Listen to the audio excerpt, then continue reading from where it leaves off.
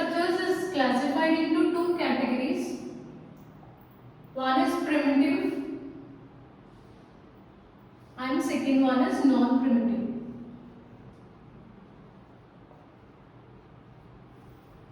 So these primitive data structures are again classified into four types: int, char, float and boolean.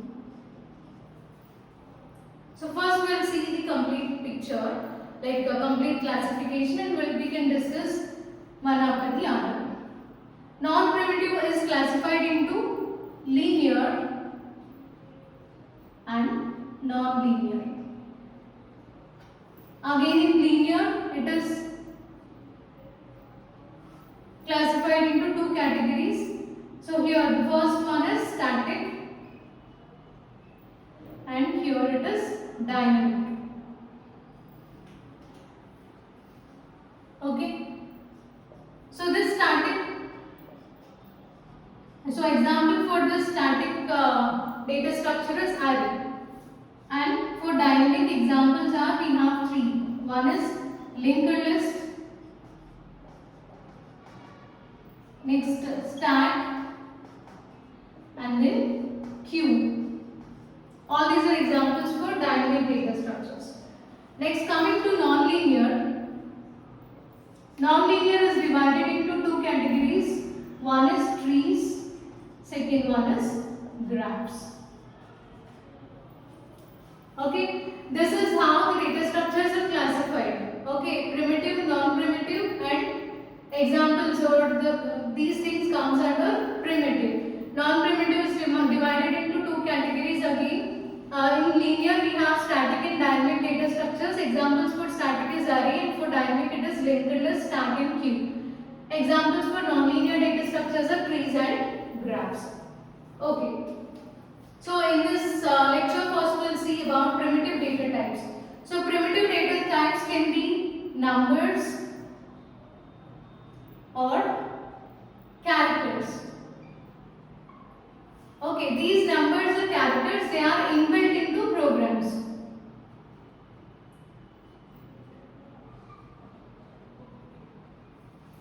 Okay, they are already inbuilt. Now, so here while writing your program, how you will be using these data types? So you will write it as int a equal to 10. So if it is like even in any programming language. So if you want to assign the value 10 to a, so then since this 10 is of integer type, you will be using that statement in your program. So like that, here these primitive data types or primitive data structures, they can be manipulated or they can be operated by machine level instructions. So this is how we will be using these primitive data structures in program. Okay, they can be easily operated by machine level instructions. And then, so these are considered as simple data types. So why these are considered as simple data types? Because they cannot be divided further.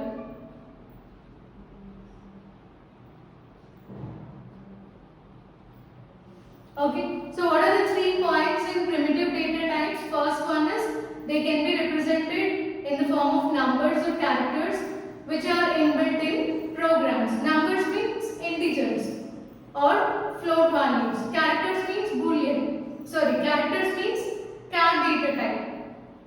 Okay, so like that they can be represented in these two forms.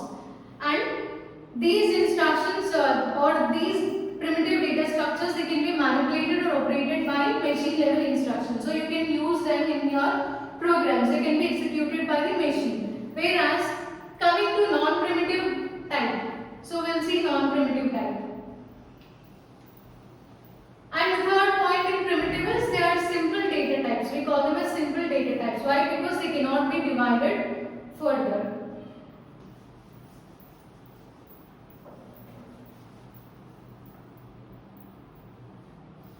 Next, Second, the other type of data structure is non-primitive. Non-primitive is derived from primitive data types. So you can never find any non-primitive data type in your program. So have you ever seen linear, non-linear, all these types in your program while writing your program? No. So you can see that non-primitive data structures, they cannot be manipulated by the machine level instructions. You can't use them in program that can be executed by the machine. Okay. And these non-primitive data structures, they are further classified into linear and non-linear. So we will see about linear and the types of and the data structures which fall under this linear category along with examples. All these things we'll see in our next lecture.